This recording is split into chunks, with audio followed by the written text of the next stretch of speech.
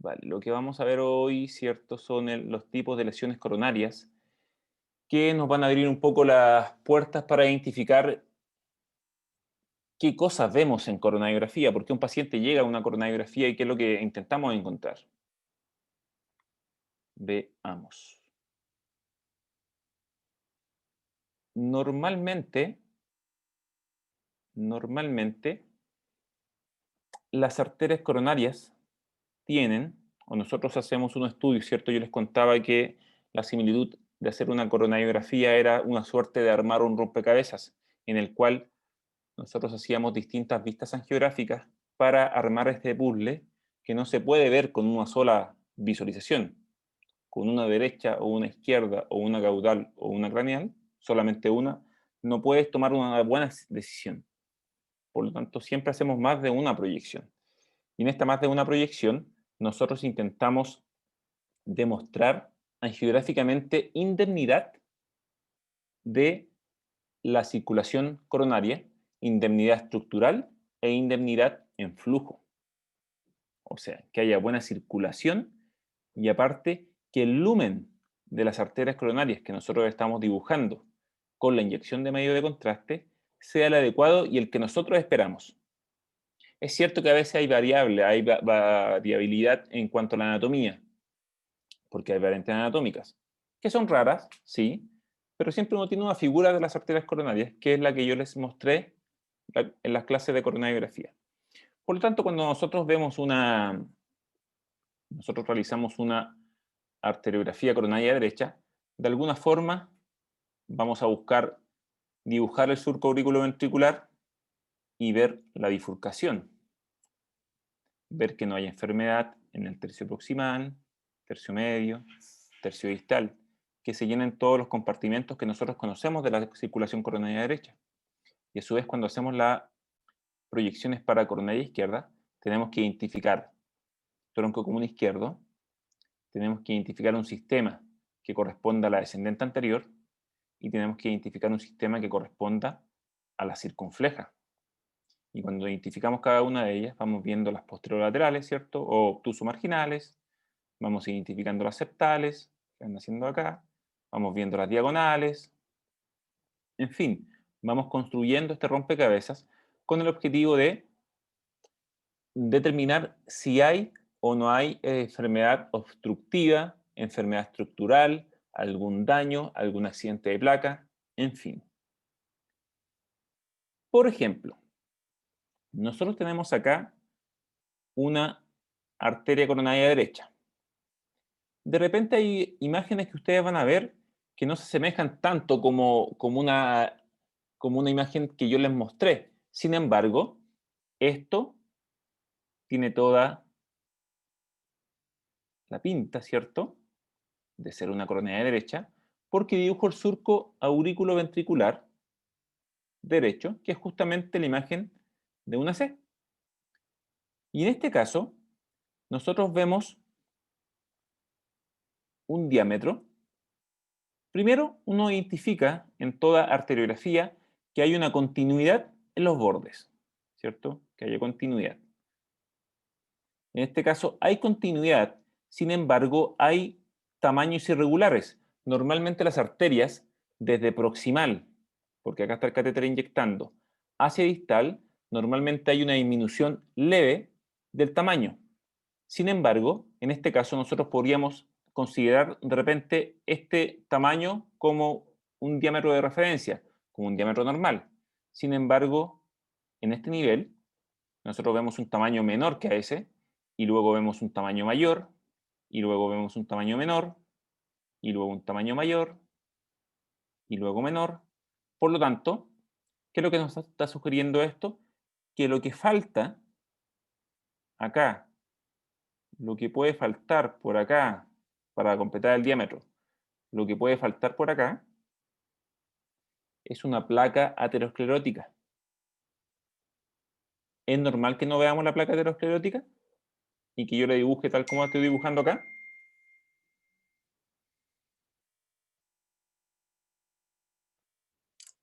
Sí, es normal que no se vea. Es normal que no la veamos. Porque el examen de coronariografía, Ignacio, ¿qué es lo que nos muestra?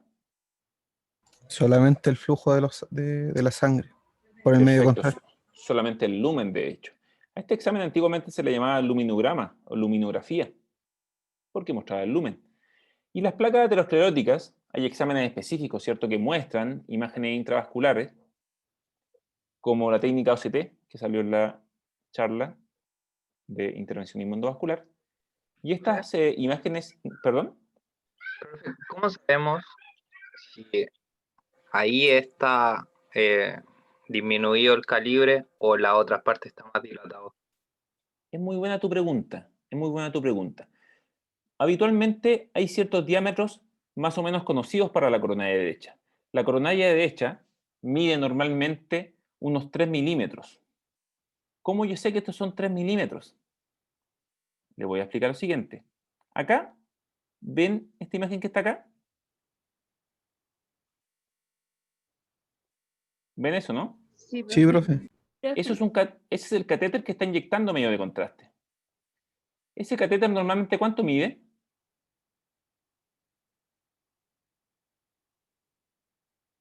3 milímetros. A ver, ¿cómo se miden los catéteres? ¿En qué unidad de medida se miden los catéteres?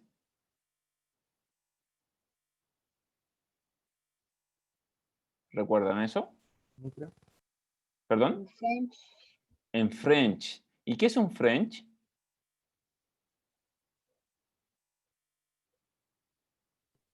Es la medida que expresa el calibre del catéter. Vale, y un French es un tercio de un milímetro. Los catéteres diagnósticos habitualmente miden 5 French, por lo tanto ese catéter mide 1,67 milímetros. ¿Vale?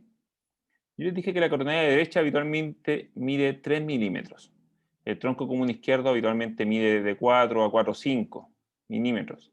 La DA mide entre 3,5 y 4 milímetros. La circunfleja mide aproximadamente 3 milímetros. Por lo tanto, uno dice, si esto mide, bueno, esto se puede hacer con mucho más precisión en una cosa que se llama QCA, análisis cuantitativo coronario. Y uno puede armar todo un gráfico, ¿cierto?, de cómo se distribuye la medición. Pero uno dice rápidamente, si este catéter mide 1,67, ¿cuántas veces cabe acá? 1,67 sería más o menos, o sea, si trasladamos esta imagen que está acá, voy a borrar un poco acá. Esta es una forma rápida de medir catéteres, o sea, de medir arterias. Si nosotros trasladamos esa medición que va de acá a acá, la trasladamos a la arteria, eso mediría 1,67. Por lo tanto, es razonable que esto mida casi 3 milímetros. ¿Me explico?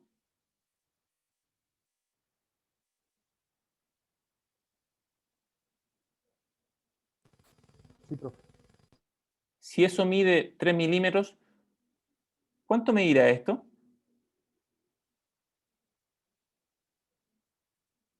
Yo creo que 2, más o menos. Ya 2 puede ser milímetros. 2, ¿cierto? O quizás, Ahora, es casi lo mismo que un catéter. Fíjense, esta medición es parecida acá. Es muy parecida. Aproximadamente 2, quizás 1,8 milímetros. Por lo tanto, tenemos un diámetro proximal que mide 3 milímetros aproximadamente.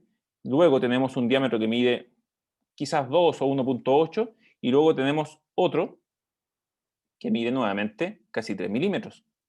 Por lo tanto, de acuerdo a lo que les dije yo, a cómo se comportan las arterias, es normal que tengamos un diámetro grande, uno pequeño y uno grande, y luego uno pequeño y uno grande. No, profe. No, debería haber una disminución en la distancia.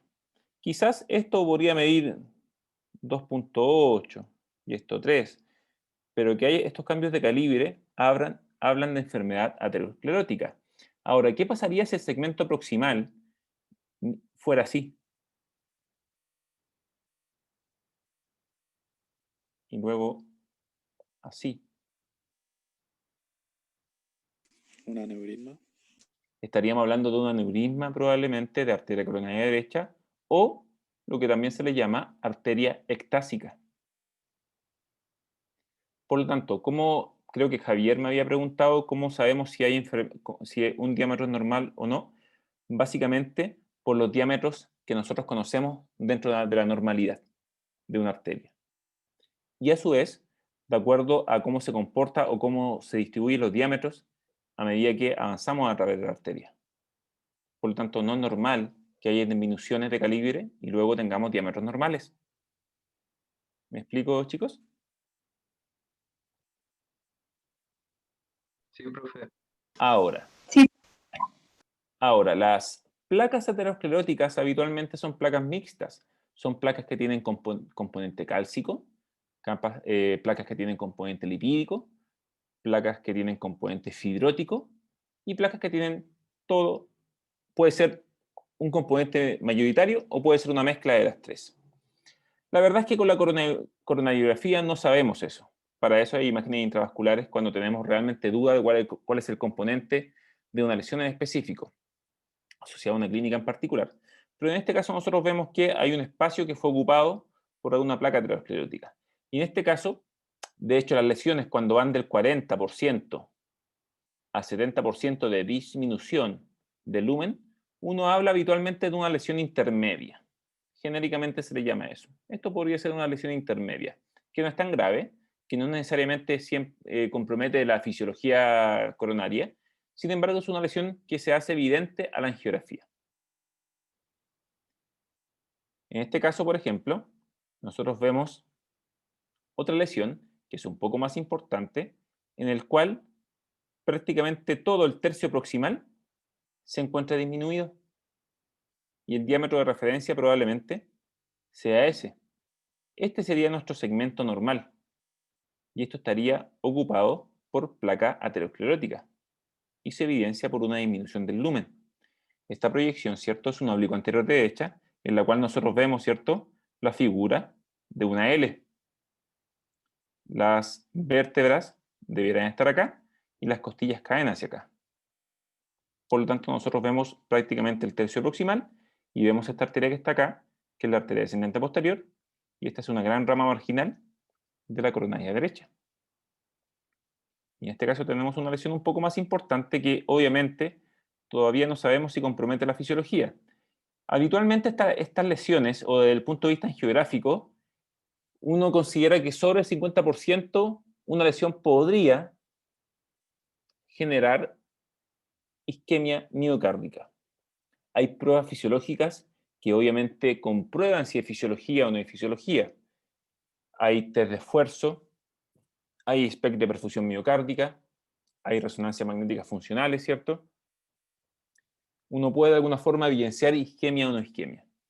Pero desde el punto de vista angiográfico hay una idea más o menos concebida en todos los laboratorios que sobre un 50%, correctamente o erróneamente, hay isquemia. Uno se empieza a preocupar un poco más. Porque la posibilidad de que haya isquemia debido a esa lesión puede ser un poco más importante.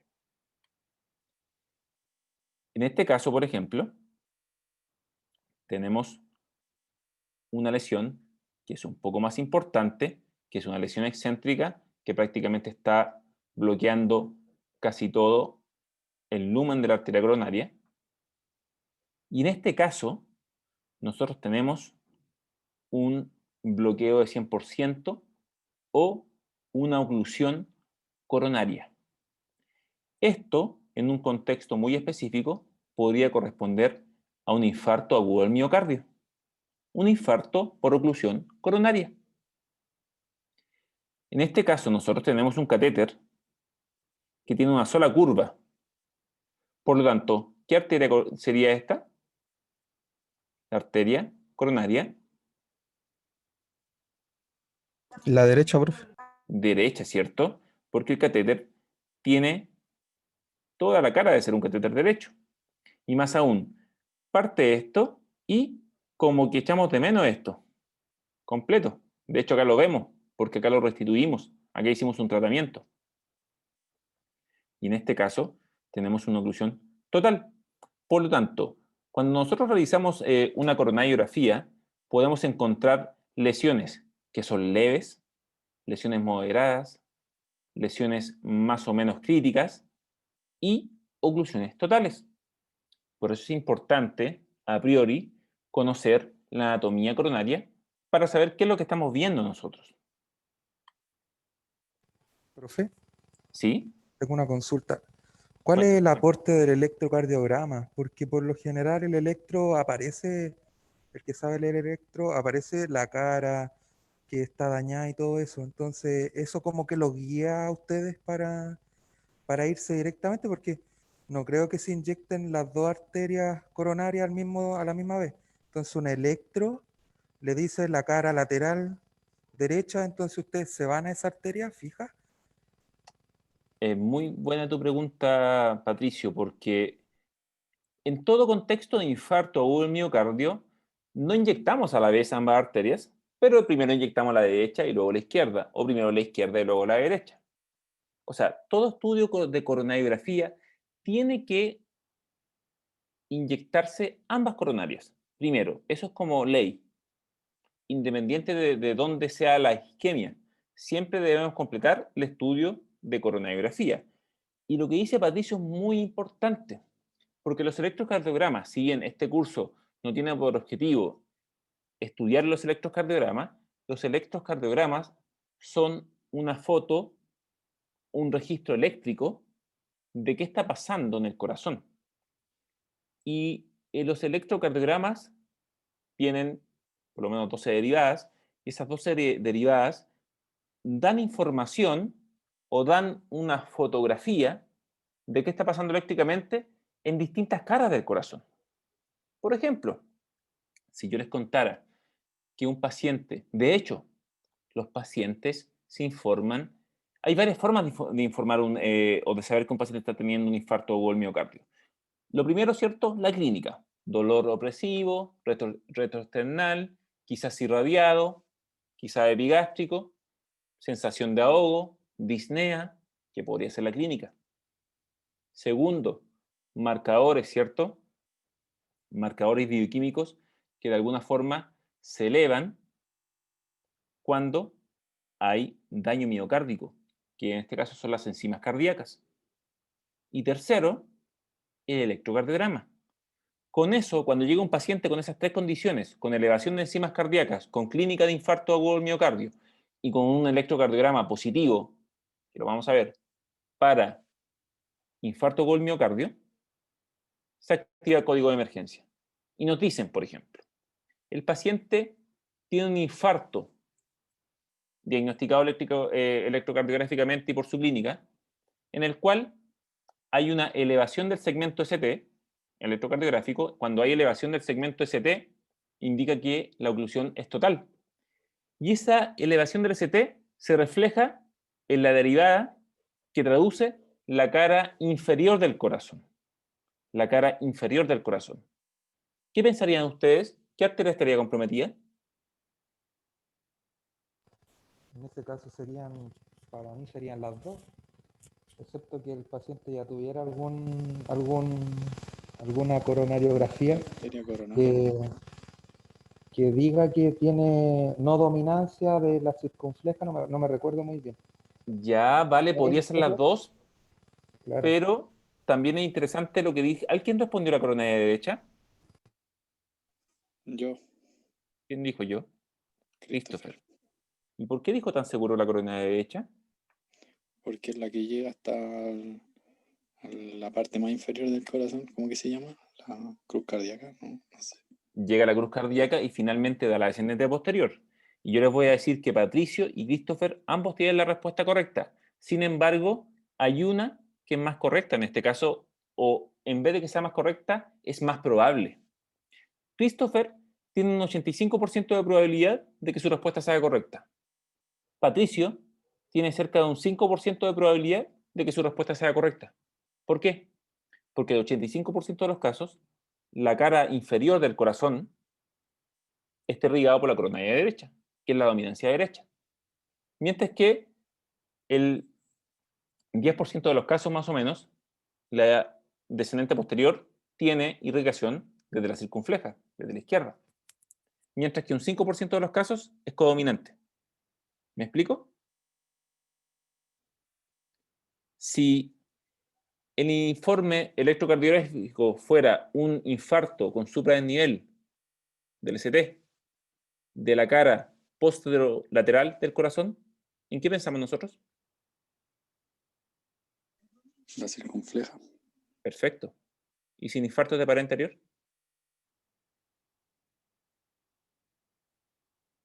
¿O de La cara descendente anterior? anterior. Descendente anterior. ¿Se dan cuenta cómo se comunican el electrocardiograma con la coronariografía?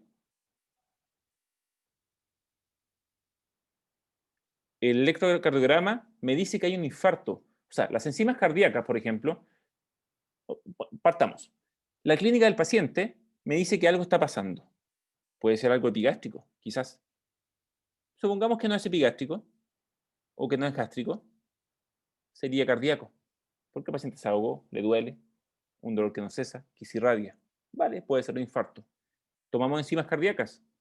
Se elevaron las enzimas cardíacas. Hay daño miocárdico. Ok, algo está pasando a nivel de la perfusión miocárdica. Y más encima, hay un examen, que es el electrocardiograma, que nos dice que hay una alteración eléctrica en una pared cardíaca específica. Esas tres cosas reúnen las condiciones necesarias para que se active el código de urgencia porque hay un posible infarto agudo al miocardio. ¿Entienden la relación, chicos? Sí, profe, sí se entiende. Perfecto. Sigamos. ¿Qué arteria es esta? Estoy mostrando imágenes con un FOB muy pequeño. Falta información. Juguémoslo un poquito más. ¿Qué arteria se parece a esto? Miren, una arteria que va de arriba abajo, que tiene ramas que nacen contrarias a la dirección y otras ramitas que son parecidas o tienen una dirección relativa parecida. Si esta va hacia abajo, esta también va como hacia abajo. La descendente anterior, profe. Perfecto. Esta es la descendente anterior. Esta es la descendente anterior, solamente que es un FOB más pequeño. Y en este caso, tenemos un caso particular de una lesión en bifurcación. ¿Por qué? Tenemos un vaso, que es la descendente anterior, y en la cual presenta enfermedad previo a una bifurcación. Cuando el sitio está cercano a una bifurcación, habitualmente uno habla de lesiones en bifurcación. Por lo siguiente, cuando nosotros tenemos lesiones en bifurcación, nosotros la bifurcación lo vamos a entender como un vaso proximal o principal, que sería este de acá, un vaso o una rama distal del vaso principal y una rama lateral. Por lo tanto, cuando hay enfermedad, y esta clasificación que ustedes ven acá se llama clasificación de Medina, en el cual nosotros si le asignamos un valor de 1 a la enfermedad y un valor de 0 a la no enfermedad. En este caso, por ejemplo, cuando hay enfermedad en el vaso proximal, en este caso es 1, cuando hay en el vaso distal, 1, y cuando hay en el vaso lateral, 1 también. Cuando solo es el proximal, 1, cuando en el distal no hay enfermedad, 0, y cuando en la rama lateral no hay enfermedad, 0. Se le asigna un código binario de 1, 1 o 1, 0, si es que hay o no hay enfermedad. Y la rama principal, ¿cierto? Siempre va a ser la rama más proximal, de acuerdo al flujo de sangre o el flujo de medio de contraste. Por lo tanto, nosotros tenemos lesiones en bifurcación y una forma de caracterizarlas es esa, según la clasificación de Medina. ¿Por qué es tan importante la clasificación de Medina? ¿O por qué es importante caracterizar un poco o por qué hay capítulos aparte de las lesiones en bifurcación? Miren acá. Perdón, No fue correcto. Dame un segundito. Profe, esa es 110. En este caso, si nosotros tomamos la primera bifurcación como esta, sería 1. A ver, veamos. Déjame borrar de nuevo. ¿Cómo se encuentra? Vamos a tomar la bifurcación hacia la diagonal. ¿Qué está la diagonal? ¿Vale? Por lo tanto, mi pregunta es,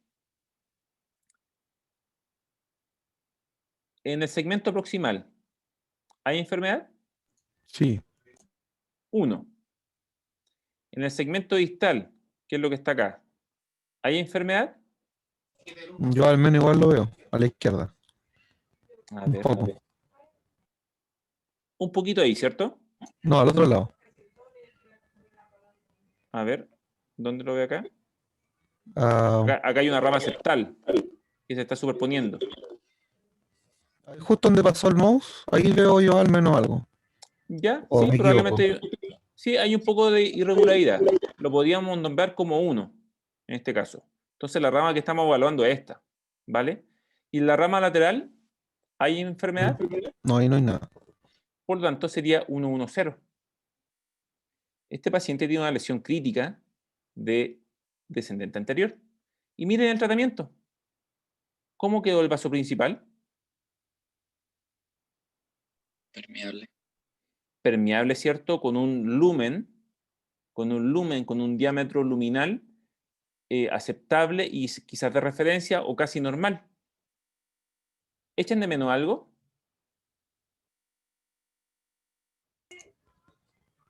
La rama diagonal. La rama diagonal. Esto suele pasar en las lesiones en bifurcación. Por lo tanto, las lesiones en bifurcación tienen todo un capítulo de tratamiento. Miren acá. Cuando hay lesiones en bifurcación, hay placas ateroscleróticas que muchas veces comprometen tanto el vaso principal como el vaso lateral. Por lo tanto, las técnicas de tratamiento para una lesión en bifurcación son varias. Por ejemplo, lo que nosotros podemos hacer acá es colocar un stent, esta malla metálica, implantar un stent, vamos a tener una clase de esto luego, implantar un stent, y luego este stent que tiene estos pequeños orificios se puede reabrir con un nuevo balón, que podría ser la técnica que se conoce como stent más plastía. O bien, podemos proteger el vaso principal con una malla metálica y previo a eso, antes de colocar este stent en la rama principal, podríamos haber protegido la rama lateral. O bien, podemos proteger la rama principal y colocar un stent, pero previo a eso, nosotros dilatamos con un balón y aumentamos esos orificios pequeños. Hay varias formas de tratar una lesión en bifurcación.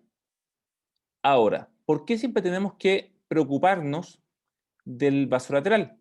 Porque el vaso lateral justamente irriga una porción miocárdica primero, y en este caso, en el caso anterior, ese vaso lateral era una rama diagonal. ¿Las ramas diagonales qué irrigan principalmente o particularmente en el corazón? ¿Cómo, profe? ¿Qué preguntó? No entendí. ¿Qué irrigan o qué porción del corazón irrigan las arterias diagonales?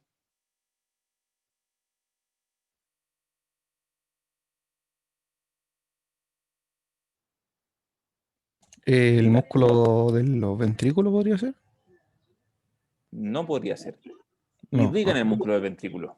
Ah, ya, está ¿Pero bien. qué porción específicamente? Depende de dónde estén, pues.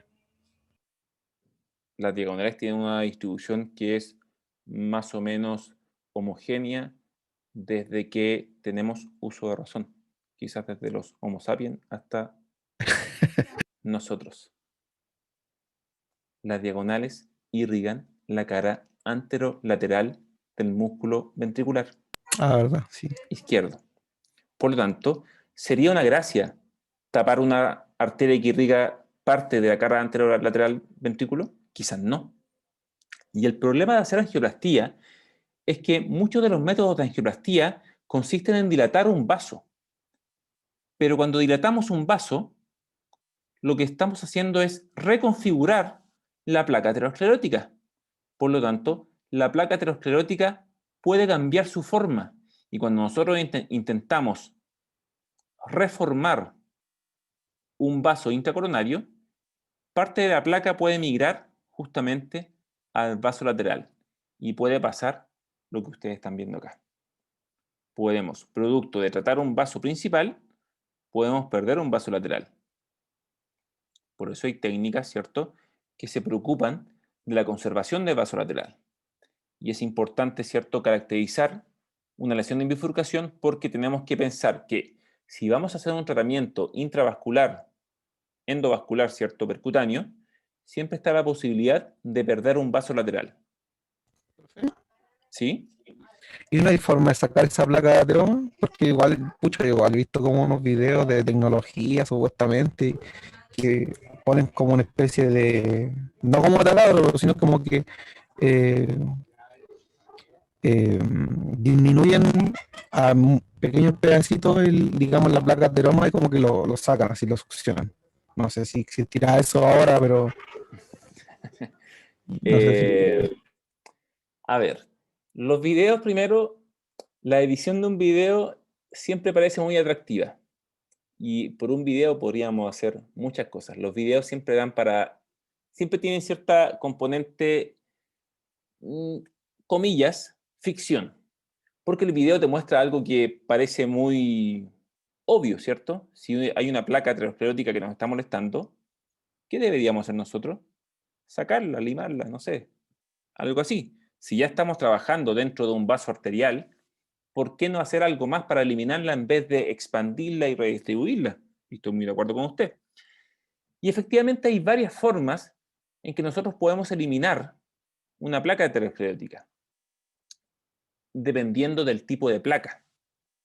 Principalmente hay métodos que están destinados a eliminación de placas cálcicas, porque las placas cálcicas implican que la arteria tiene un componente o es un poco más rígida. Por ejemplo, tenemos un mecanismo que se llama aterectomía rotacional, en el cual es prácticamente una oliva que gira a muchas revoluciones por minuto y lima la arteria por dentro cuando hay componente cálcico principalmente. Hay otras técnicas que manejan fenómenos de litotripsia. ¿Ustedes conocen lo que es la litotripsia? Profe, le mandé un video en el chat. A ver, Y a Lo eso que me es refiero, esto de no la sé si... litotripsia, deme un segundito. Deme un segundito.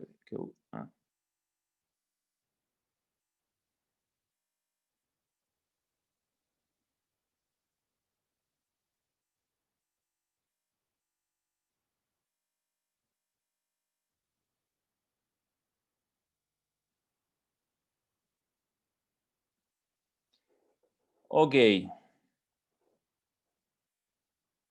Ok.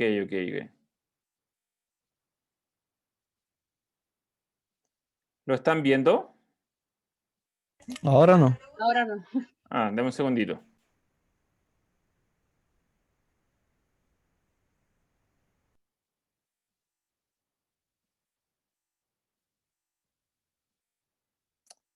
Me compliqué entero. Acá está. Ahí está. Vale. Ya, esto combina varias cosas. Hay cosas... Sí, hay cosas que son de cerebro acá que todavía no llegamos. Eso es cerebro. Eso podría ser coronario. A eso me refería. Vale. Y justamente lo que queríamos... está comprando un chorro. No terminé la compra. Acá está. Lo que les quería contar.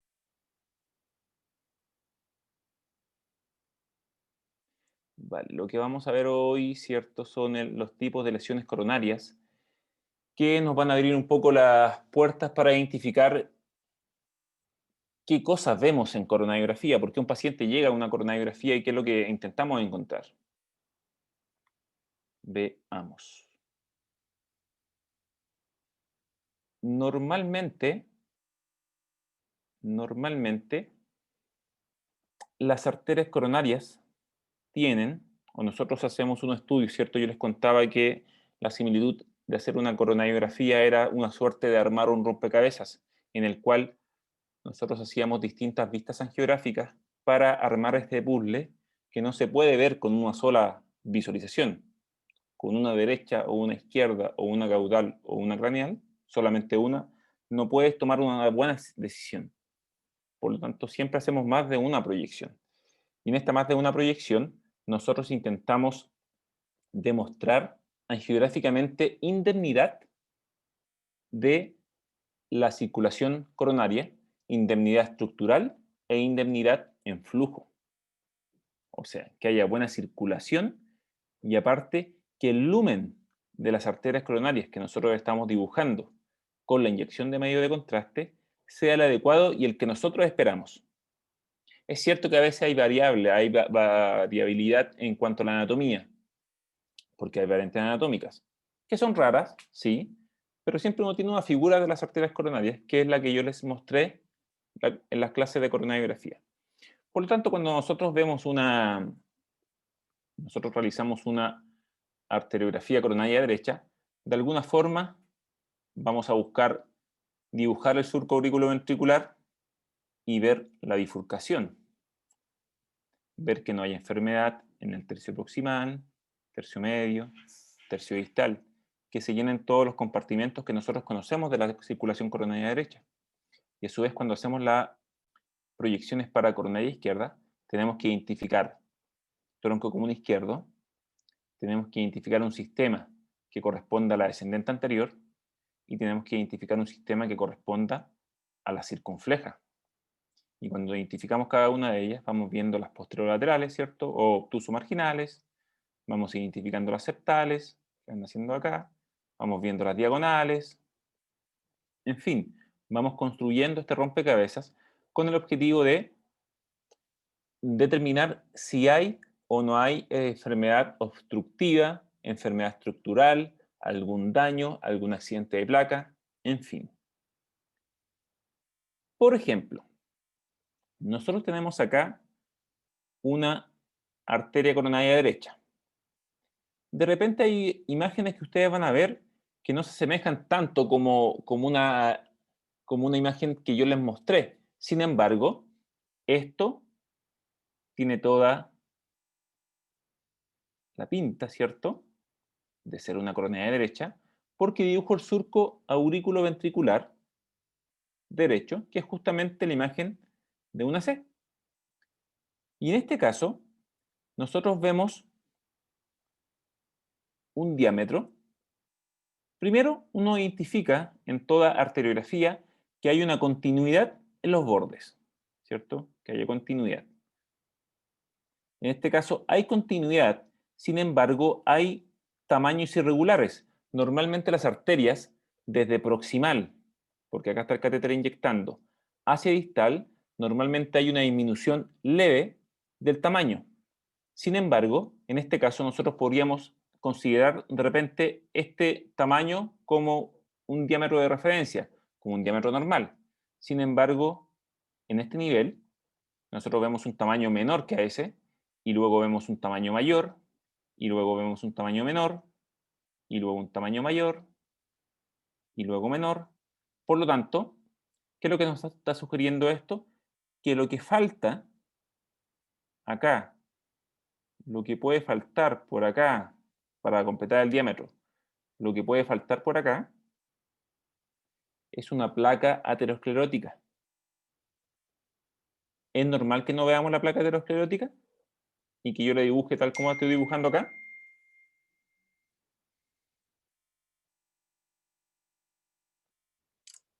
Sí, es normal que no se vea. Es normal que no la veamos. Porque el examen de coronariografía, Ignacio, ¿qué es lo que nos muestra? Solamente el flujo de la sangre por el medio de Perfecto, contraste. solamente el lumen, de hecho. A este examen antiguamente se le llamaba luminograma o luminografía, porque mostraba el lumen. Y las placas ateroscleróticas, hay exámenes específicos, ¿cierto?, que muestran imágenes intravasculares, como la técnica OCT, que salió en la charla de intervencionismo endovascular. Y estas imágenes, perdón. Profe, ¿cómo sabemos si ahí está disminuido el calibre o la otra parte está más dilatada? Es muy buena tu pregunta, es muy buena tu pregunta. Habitualmente hay ciertos diámetros más o menos conocidos para la coronaria derecha. La coronaria derecha mide normalmente unos 3 milímetros. ¿Cómo yo sé que estos son 3 milímetros? Le voy a explicar lo siguiente. Acá, ¿ven esta imagen que está acá? ¿Ven eso, no? Sí, Sí, profe. profe. Eso es ese es el catéter que está inyectando medio de contraste. Ese catéter normalmente, ¿cuánto mide?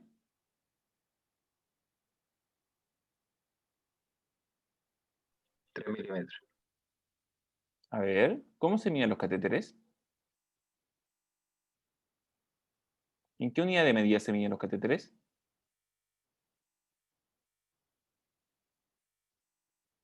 ¿Recuerdan eso? Micra. ¿Perdón? En French. ¿Y qué es un French?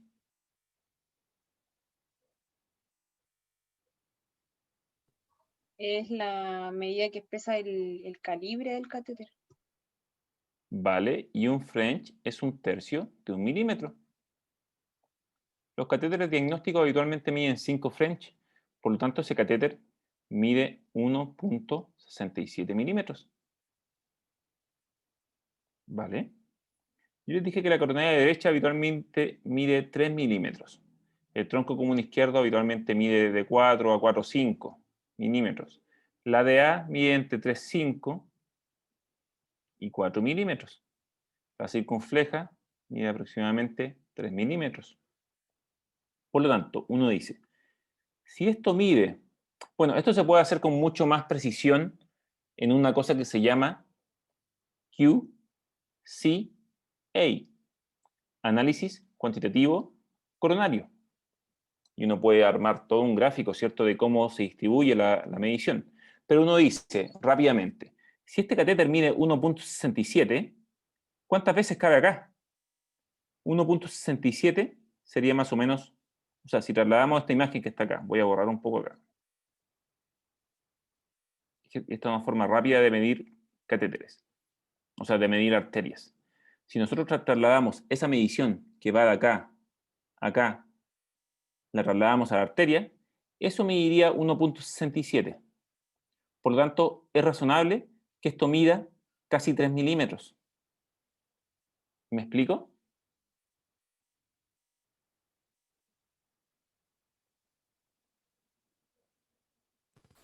Sí, profe. Si eso mide 3 milímetros, ¿cuánto medirá esto?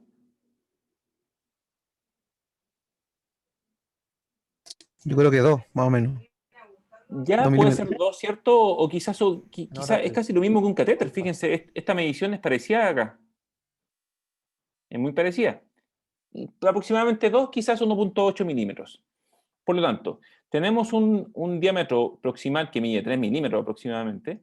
Luego tenemos un diámetro que mide quizás 2 o 1.8. Y luego tenemos otro que mide nuevamente casi 3 milímetros.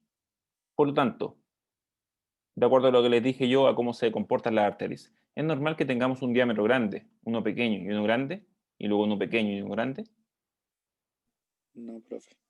No, debería haber una disminución en la distancia.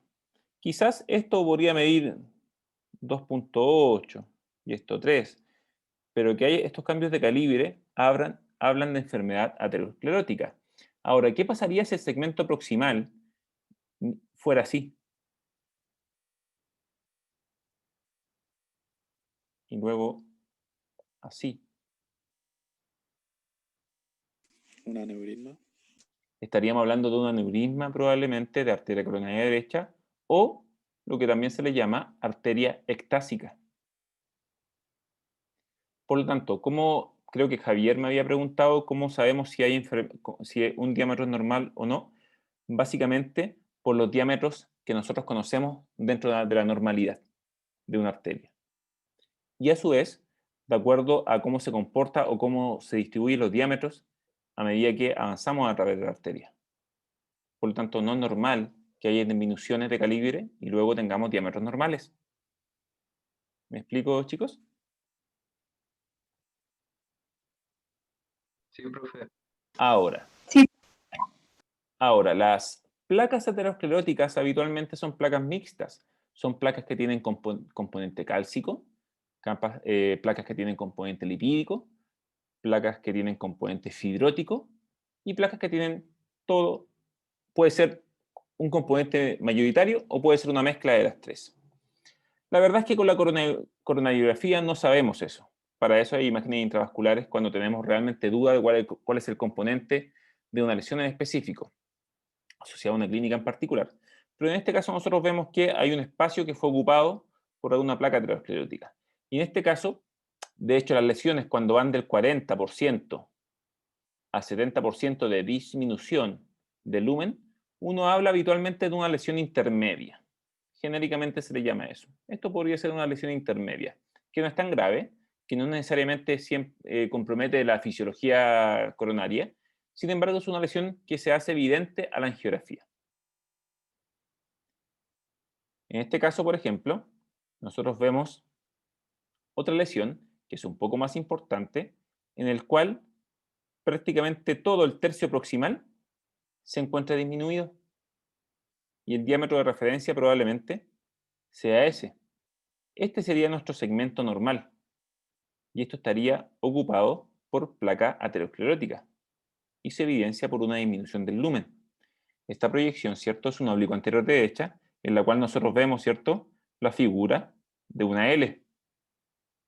Las vértebras debieran estar acá y las costillas caen hacia acá. Por lo tanto, nosotros vemos prácticamente el tercio proximal y vemos esta arteria que está acá, que es la arteria descendente posterior, y esta es una gran rama marginal de la coronaria derecha. Y en este caso tenemos una lesión un poco más importante que obviamente todavía no sabemos si compromete la fisiología. Habitualmente estas lesiones, o desde el punto de vista angiográfico, uno considera que sobre el 50% una lesión podría generar isquemia miocárdica. Hay pruebas fisiológicas que obviamente comprueban si es fisiología o no es fisiología. Hay test de esfuerzo, hay SPECT de perfusión miocárdica, hay resonancias magnéticas funcionales, ¿cierto? Uno puede de alguna forma evidenciar isquemia o no isquemia. Pero desde el punto de vista angiográfico hay una idea más o menos concebida en todos los laboratorios que sobre un 50%, correctamente o erróneamente, hay isquemia. Uno se empieza a preocupar un poco más, porque la posibilidad de que haya isquemia debido a esa lesión puede ser un poco más importante. En este caso, por ejemplo, tenemos una lesión que es un poco más importante, que es una lesión excéntrica que prácticamente está bloqueando casi todo el lumen de la arteria coronaria. Y en este caso, nosotros tenemos un bloqueo de 100% o una oclusión coronaria. Esto, en un contexto muy específico, podría corresponder a un infarto agudo del miocardio, un infarto por oclusión coronaria. En este caso, nosotros tenemos un catéter que tiene una sola curva. Por lo tanto, ¿qué arteria sería esta? La arteria coronaria La derecha, profe. derecha, ¿cierto? Porque el catéter tiene toda la cara de ser un catéter derecho. Y más aún, parte esto y como que echamos de menos esto, completo. De hecho, acá lo vemos, porque acá lo restituimos. Acá hicimos un tratamiento. Y en este caso, tenemos una oclusión total. Por lo tanto, cuando nosotros realizamos una coronariografía, podemos encontrar lesiones que son leves, lesiones moderadas, lesiones más o menos críticas y oclusiones totales. Por eso es importante, a priori, conocer la anatomía coronaria para saber qué es lo que estamos viendo nosotros. Profe, ¿Sí? tengo una consulta.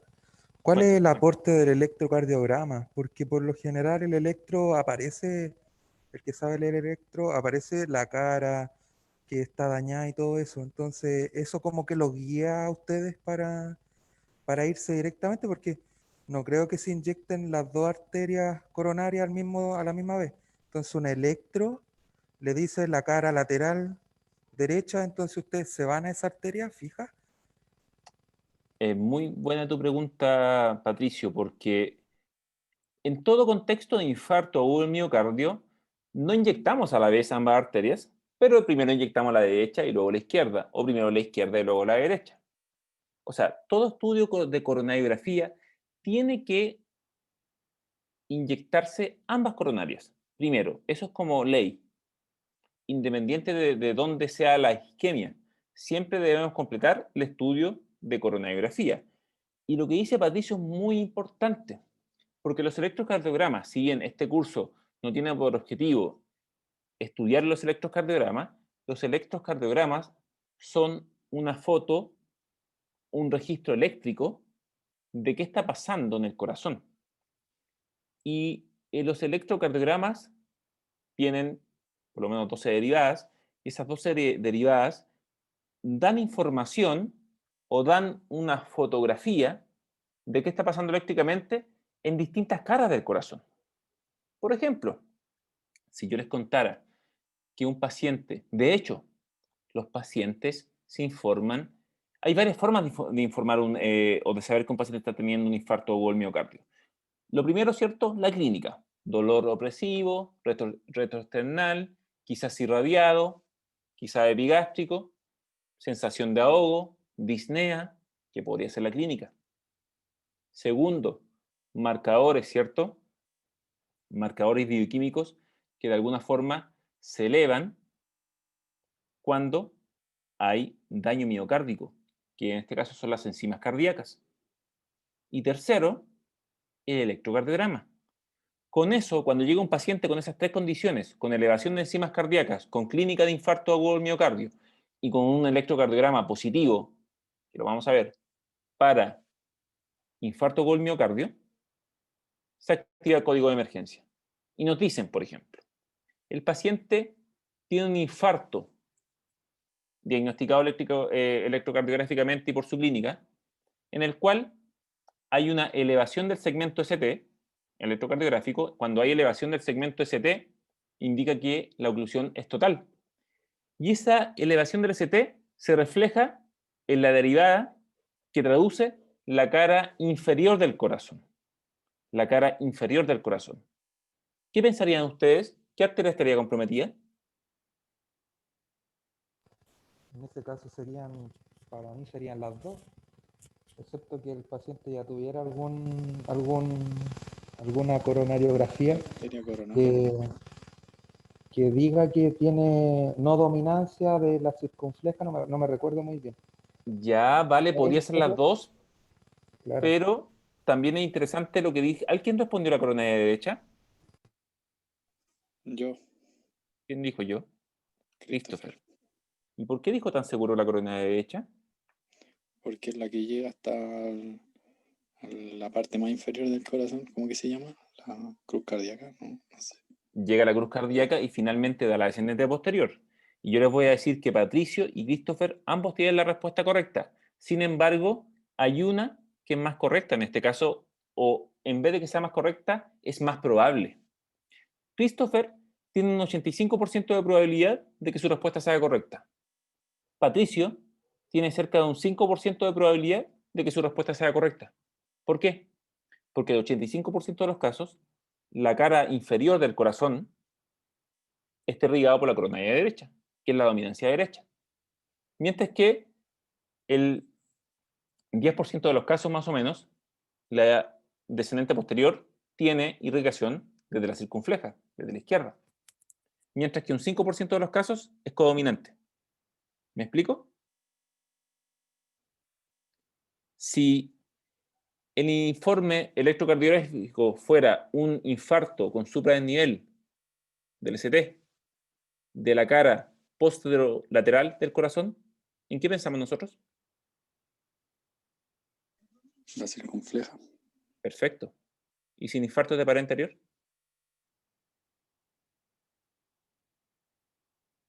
¿O de La cara descendente anterior? anterior. Descendente anterior.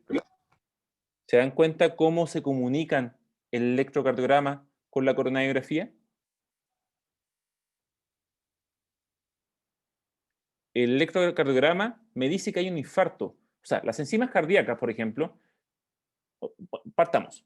La clínica del paciente me dice que algo está pasando. Puede ser algo epigástrico, quizás. Supongamos que no es epigástrico o que no es gástrico, sería cardíaco. Porque el paciente se ahogó, le duele, un dolor que no cesa, que se irradia. Vale, puede ser un infarto. Tomamos enzimas cardíacas. Se elevaron las enzimas cardíacas. Hay daño miocárdico. Ok, algo está pasando a nivel de la perfusión miocárdica. Y más encima, hay un examen, que es el electrocardiograma, que nos dice que hay una alteración eléctrica en una pared cardíaca específica. Esas tres cosas reúnen las condiciones necesarias para que se active el código de urgencia porque hay un posible infarto agudo al miocardio. ¿Entienden la relación, chicos? Sí, profe, sí se entiende. Perfecto. Sigamos. ¿Qué arteria es esta? Estoy mostrando imágenes con un FOB muy pequeño. Falta información. Juguémoslo un poquito más. ¿Qué arteria se parece a esto? Miren, una arteria que va de arriba abajo, que tiene ramas que nacen contrarias a la dirección y otras ramitas que son parecidas o tienen una dirección relativa parecida. Si esta va hacia abajo, esta también va como hacia abajo. La descendente anterior, profe. Perfecto. Esta es la descendente anterior. Esta es la descendente anterior, solamente que es un FOB más pequeño. Y en este caso, tenemos un caso particular de una lesión en bifurcación. ¿Por qué? Tenemos un vaso, que es la descendente anterior, y en la cual presenta enfermedad previo a una bifurcación. Cuando el sitio está cercano a una bifurcación, habitualmente uno habla de lesiones en bifurcación. Por lo siguiente, cuando nosotros tenemos lesiones en bifurcación, nosotros la bifurcación lo vamos a entender como un vaso proximal o principal, que sería este de acá, un vaso o una rama distal del vaso principal y una rama lateral. Por lo tanto, cuando hay enfermedad, y esta clasificación que ustedes ven acá, se llama clasificación de Medina, en el cual nosotros si le asignamos un valor de 1 a la enfermedad y un valor de 0 a la no enfermedad. En este caso, por ejemplo, cuando hay enfermedad en el vaso proximal, en este caso es 1, cuando hay en el vaso distal, 1, y cuando hay en el vaso lateral, 1 también. Cuando solo es el proximal, 1, cuando en el distal no hay enfermedad, 0, y cuando en la rama lateral no hay enfermedad, 0. Se le asigna un código binario de 1, 1 o 1, 0, si es que hay o no hay enfermedad. Y la rama principal, ¿cierto? Siempre va a ser la rama más proximal, de acuerdo al flujo de sangre o el flujo de medio de contraste. Por lo tanto, nosotros tenemos lesiones en bifurcación y una forma de caracterizarlas es esa, según la clasificación de Medina. ¿Por qué es tan importante la clasificación de Medina? ¿O por qué es importante caracterizar un poco o por qué hay capítulos aparte de las lesiones en bifurcación? Miren acá. Perdón, este no fue correcto. Dame un segundito. Profe, esa es 110. En este caso, si nosotros tomamos la primera bifurcación como esta, sería 1. A ver, veamos. Déjame borrar de nuevo.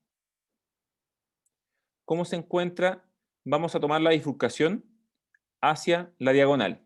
¿Qué está la diagonal? ¿Vale? Por lo tanto, mi pregunta es, En el segmento proximal, ¿hay enfermedad? Sí. 1. En el segmento distal, que es lo que está acá, ¿hay enfermedad? Yo al menos igual lo veo, a la izquierda. A Un ver, poco. un poquito ahí, ¿cierto? No, al otro lado. A ver, ¿dónde lo veo acá? Ah, Acá hay una rama septal que se está superponiendo. justo donde pasó el mouse, ahí veo yo al menos algo. ¿Ya? O Sí, me equivoco. probablemente. Sí, hay un poco de irregularidad. Lo podríamos nombrar como 1, en este caso. Entonces, la rama que estamos evaluando es esta, ¿vale? Y la rama lateral, ¿hay enfermedad? No, ahí no hay nada. Por lo tanto, sería 110. Este paciente tiene una lesión crítica de descendente anterior. Y miren el tratamiento. ¿Cómo quedó el vaso principal? Permeable. Permeable, ¿cierto? Con un lumen, con un diámetro luminal aceptable y quizás de referencia o casi normal. ¿Echan de menos algo?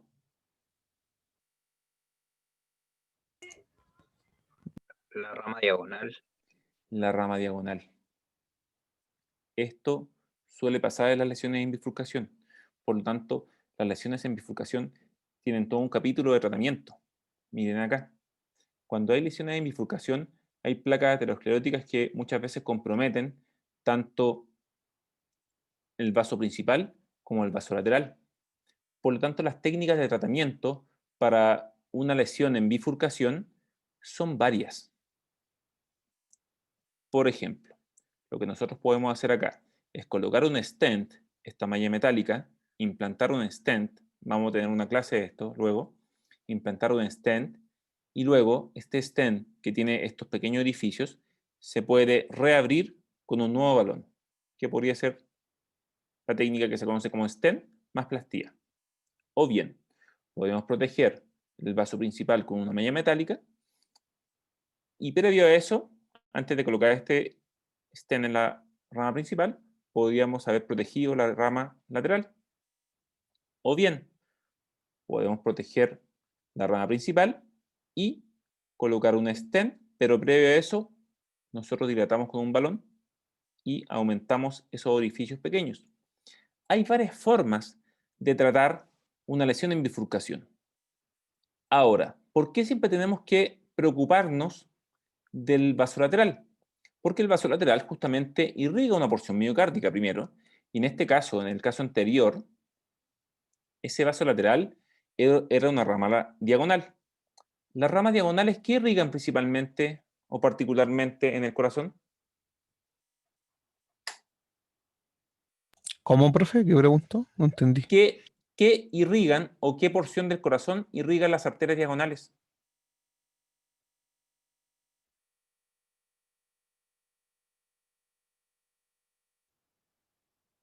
¿El músculo de los ventrículos podría ser? No podría ser. No. Irrigan el músculo del ventrículo. Ah, ya. Está ¿Pero bien. qué porción específicamente? Depende de dónde estén, pues. Las diagonales tienen una distribución que es más o menos homogénea desde que tenemos uso de razón.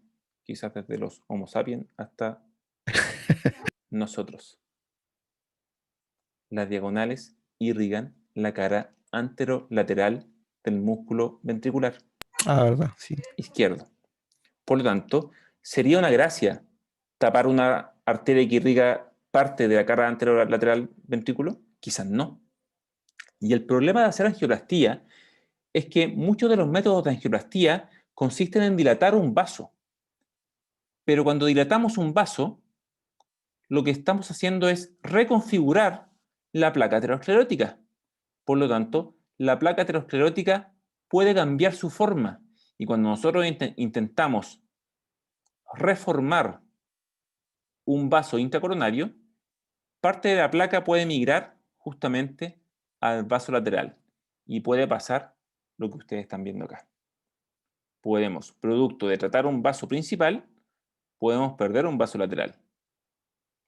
Por eso hay técnicas, ¿cierto?, que se preocupan de la conservación del vaso lateral. y es importante, ¿cierto?, caracterizar una lesión de bifurcación porque tenemos que pensar que si vamos a hacer un tratamiento intravascular, endovascular, ¿cierto?, percutáneo, siempre está la posibilidad de perder un vaso lateral. ¿Sí? Y no hay forma de sacar esa placa de broma, porque igual, pucha, igual he visto como unos videos de tecnología supuestamente que ponen como una especie de, no como taladro, sino como que eh, disminuyen a pequeños pedacitos digamos, las placas de broma y como que lo sacan, así lo succionan. No sé si existirá eso ahora, pero no sé si... A ver, los videos primero, la edición de un video siempre parece muy atractiva. Y por un video podríamos hacer muchas cosas. Los videos siempre siempre tienen cierta componente, comillas, ficción. Porque el video te muestra algo que parece muy obvio, ¿cierto? Si hay una placa aterosclerótica que nos está molestando, ¿qué deberíamos hacer nosotros? Sacarla, limarla, no sé, algo así. Si ya estamos trabajando dentro de un vaso arterial, ¿por qué no hacer algo más para eliminarla en vez de expandirla y redistribuirla? Y estoy muy de acuerdo con usted. Y efectivamente hay varias formas en que nosotros podemos eliminar una placa aterosclerótica, dependiendo del tipo de placa. Principalmente hay métodos que están destinados a eliminación de placas cálcicas, porque las placas cálcicas implican que la arteria tiene un componente o es un poco más rígida. Por ejemplo, tenemos un mecanismo que se llama aterectomía rotacional, en el cual es prácticamente una oliva que gira a muchas revoluciones por minuto y lima la arteria por dentro cuando hay componente cálcico principalmente. Hay otras técnicas que manejan fenómenos de litotripsia. ¿Ustedes conocen lo que es litotripsia? Quería contar, y de acuerdo al video, hay varias técnicas que de alguna forma ofrecen la lisis de la placa aterosclerótica. Ahora, ¿qué es lo que es cierto? ¿Qué es lo que sabemos nosotros? Cuando hay una placa aterosclerótica, hay enfermedad y hay procesos inflamatorios. La placa, de alguna forma, es un componente muy lábil dentro de la arteria coronaria.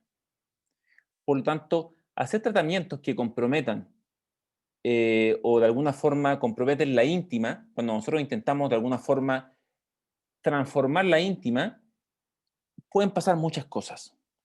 Habitualmente, cuando nosotros empezamos a intervenir mucho la íntima de una arteria en cuestión, una arteria muy pequeña, generamos procesos de microdisección. Por lo tanto, nosotros podemos limar de alguna forma el vaso por dentro, podemos quitar o disminuir el componente cálcico, podemos... había unos videos por ahí que hablaban, y vamos a verlo cuando veamos neuroangiografía, podemos atrapar un trombo y sacarlo, ¿por qué no? Se puede aspirar un trombo, y hay varias cosas que uno puede hacer. Muchas veces cuando nosotros intentamos limar o intentamos disminuir el componente de una placa en cuestión, parte del componente de la placa puede migrar hacia distal y puede microembolizar. Por lo tanto, hay varias cosas que uno puede hacer, y la verdad es que en la práctica no hacemos tantas cosas como se plantean en estos videos que son muy explicativos. Hay varias técnicas que, por lo menos acá en Chile, no han llegado, o hay muchas técnicas que están en fase de prueba. Lo que hacemos normalmente nosotros es dilatar los vasos por dentro. Podemos disminuir el componente cálcico utilizando técnicas de litotripsia con uso de ondas mecánicas. Podemos lisar o disminuir el componente cálcico. Podemos, incluso hubo un tiempo en que había terapia con láser. También se utilizó mucho. O sea, se ha intentado varias cosas a lo largo de los años. Hay unas cosas que han perdurado y otras cosas que simplemente quedaron en desuso. Me imagino que las técnicas que quedaron en desuso probablemente comprometieron mucho riesgo para el paciente.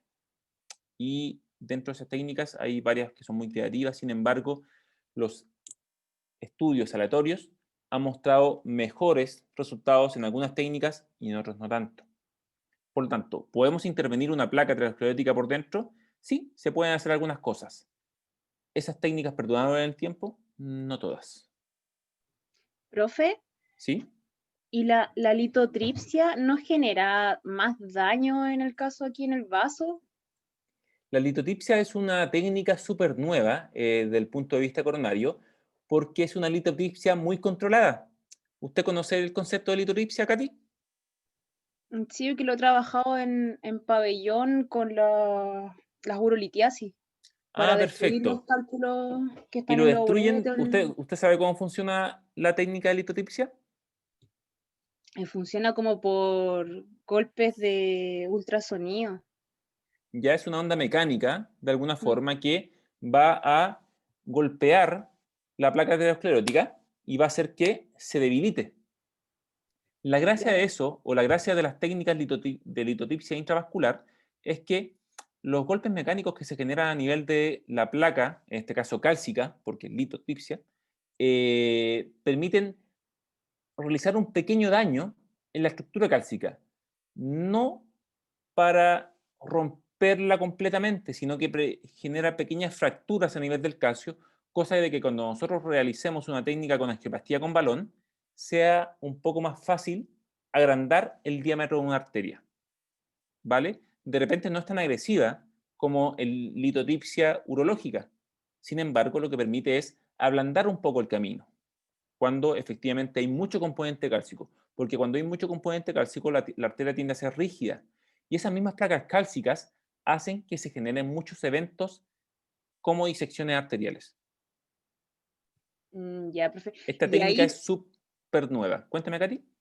sí, y ahí ¿quién maneja la frecuencia, la cantidad de golpes por minuto y todo eso? ¿Lo ve el mismo endovascular o nosotros manejamos eso?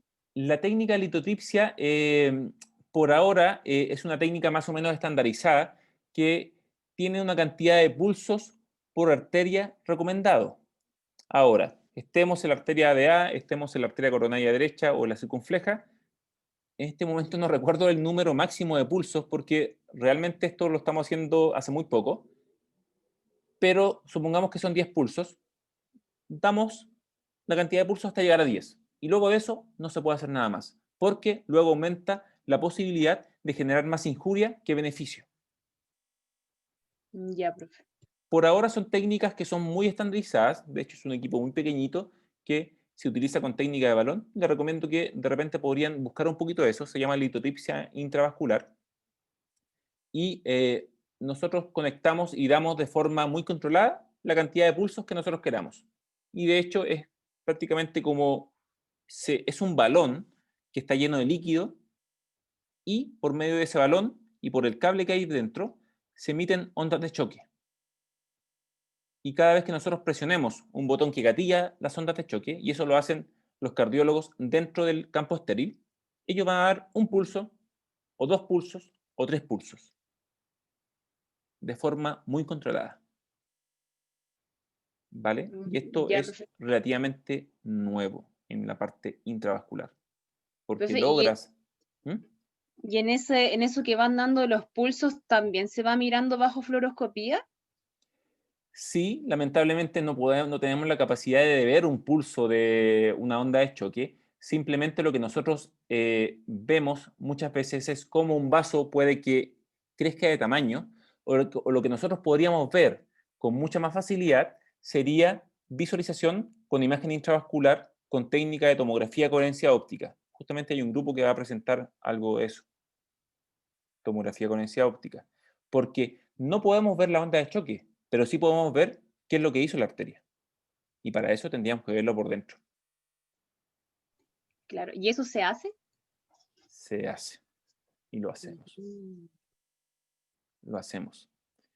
La técnica de coronariografía, como les conté o les he contado, es una técnica que en todo el mundo se reconoce como la técnica gold estándar para, evaluar la enfermedad coronaria. Sin embargo, tiene una cantidad de limitaciones que ni les cuento.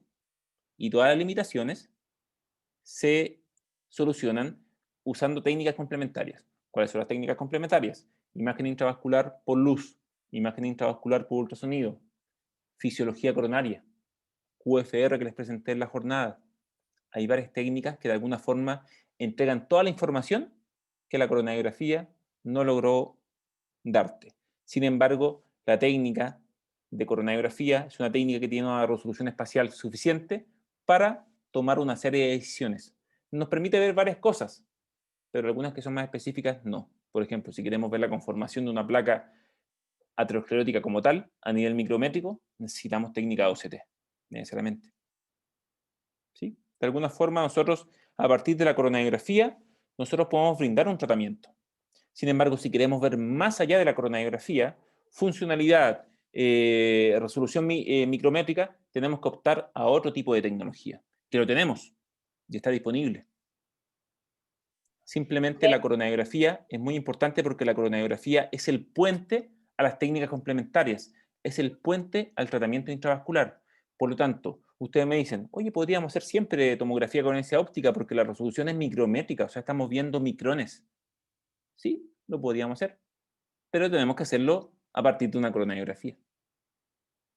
Claro, ¿y ahí es siempre el mismo equipo de trabajo o el que hace el OCT se dedica netamente al OCT mientras el otro hace la coronariografía?